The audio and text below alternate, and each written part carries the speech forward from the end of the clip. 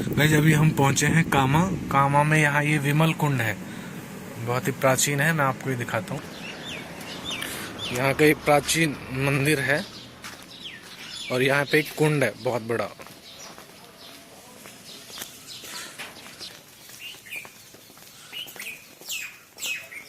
राम राम बाबू जी।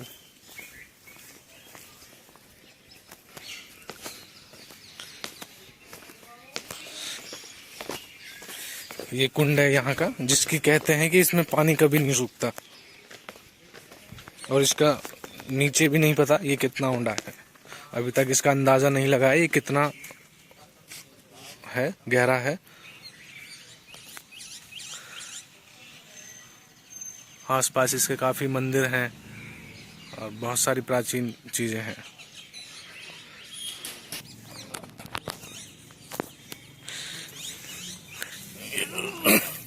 पानी एकदम क्लियर है इसका, ये ग्रीन दिखाई दे रहा है आपको शायद कैमरे में, लेकिन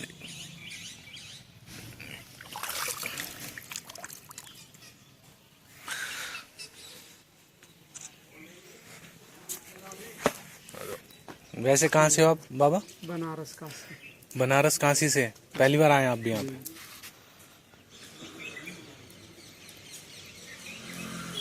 क्या मान्यता है इनकी यहाँ, मतलब जैसे ये विमल कुंड है, क्या मान्यता है यहाँ की? मान्यता देखो वहाँ पर लिखा हुआ है, आप पढ़ोगे।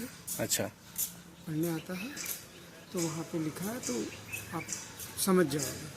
ठीक है। ठाकुर जी ने जो है कि उनके माता पिता जो थे वो जी बूढ़े हो गए जी। तो उन्होंने कहा कि लाला मोको जो है कि तीर्थ करने के लिए जाना है, बूढ़े हो गए हैं जी। अब उम्र समय हो गई है हमारी। जी। तो ठाकुर जी ने कहा कि आपको तीर्थ जाने की कोई आवश्यकता नहीं है। तो विमल राजा थे जी। उनकी कन्या बेटियां थी।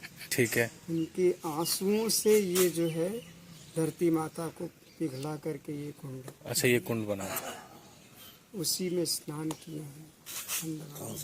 ठीक है। ये 84 एक आप बताएं बाबू जी। ये 84 तीर्थों का राजा है। अच्छा। भगवान श्री कृष्ण के माता पिता थे। अच्छा। नंद बाबा यशोदा माँ। हाँ हाँ। उनकी वृद्धावस्था थी जी। उनके बस की नहीं था। भगवान श्री कृष्ण ने अपने माता पिता के लिए द्वापर में भादो मास शुक्ल पक्ष भोजन थाली न दोज को माता पिता को चारों धाम 84 तीर्थों को यहाँ बुलाया। अच्छा। जिस समय माता पिता यहाँ आकर के विराजे हैं वो समय आकाश से चंदन की वर्षा हुई है। ठीक है। बीच में से दूध की धारा निकली है, माता पिता के चरणों में आई है। माँ गंगे को प्रणाम किया है, हे गंगे तेरे को बारंबार प्रणाम। एक सिंधु देश चंपक नगरी राजा विमल यहाँ के राजा थे। सिंधु देश चंपक नगरी राजा विमल थे। पहले हिंदुस्तान में था, आज वो पाकिस्तान में है। अच्छा। वहाँ का एक राजा था विमल जी। जिसके 16,101 कन्याएं थी। अच्छा। जिसके कोई पुत्र नहीं था। ठीक है। सबसे बड़ी कन्या थी विमला। ठीक है। वृद्धावस्था हो गई, राजन को बुढ़ापा आ गया। उस राजन को उन कन्याओं के प्रति चिंता लगने लगी। ठीक है। कि भाई मेरा बुढ़ापा, मैं इन कन्याओं को वर कहाँ दूंगा। हर एक कन्या की अभिलाषा थी कि वर मिले तो भगवान श्री कृष्ण बिल्कुल, और भक्ति मिले तो भगवान श्री कृष्ण की मिले।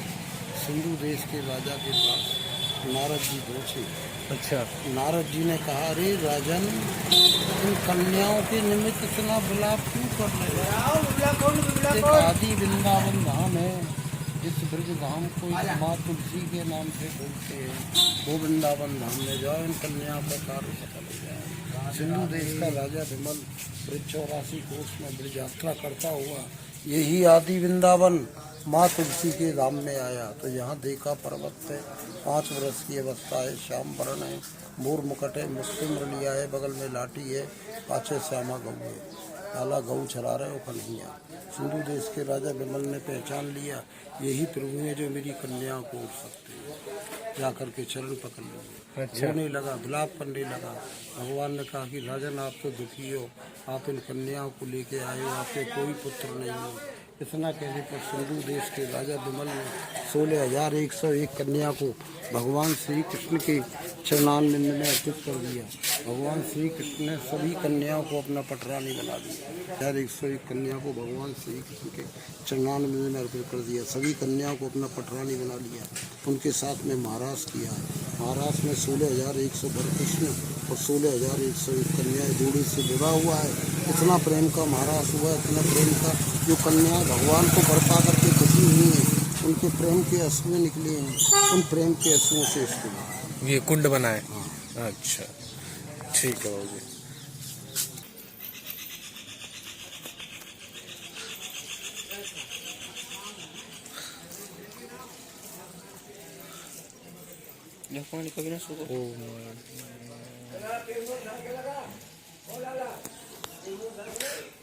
अभी महाराज जी ने जो बताया, उनका कहने का मतलब ये था, जो भगवान श्री कृष्ण की मतलब महारानियां थी, जो विमल जो यहाँ के राजा थे, उनकी रानियों से विवाह किया महाराज ने, उनकी बेटियों से, सॉरी।